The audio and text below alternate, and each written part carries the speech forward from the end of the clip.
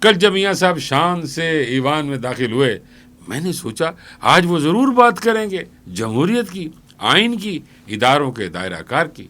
1 سال بعد ان کی پہلی انٹری تھی۔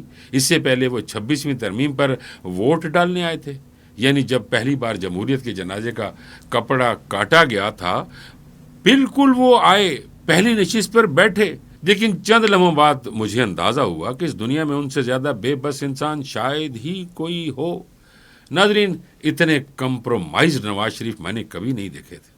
سوال یہ ہے آخر کیوں؟ صرف بیٹی کی وزارت اعلیٰ، کیا یہ سب اسی کے لیے؟ بات وہی ہوئی، یعنی پہنچی وہیں پہ خاک جہاں کا خمیر تھا، آغاز بھی وہیں، انجام بھی وہیں۔ ناظرین، اب آتے ہیں بلاول پر، وہ بلاول جو خود کو جمہوریت کا وارث کہلاتے ہیں، جن کی والدہ نے جان دی، جن کی پارٹی جمہوریت پسندی کی علامت کہلائی جاتی ہے۔ لیکن جب فیصلہ کن مرحلہ آیا، جب آئین کا جنازہ اٹھائے یا بچائے جانے کا وقت آیا، تو بلاول بھی وہیں کھڑے نظر آئے جہاں سیاسی ضرورت اور اقتدار کا لالچ انہیں لے گیا۔ ناظرین، آج جس طرح آئین، انصاف، ووٹ، سب چیزوں کا کھلواڑ بنا دیا گیا ہے، اس کے نتائج بہت سنگین ہوں گے۔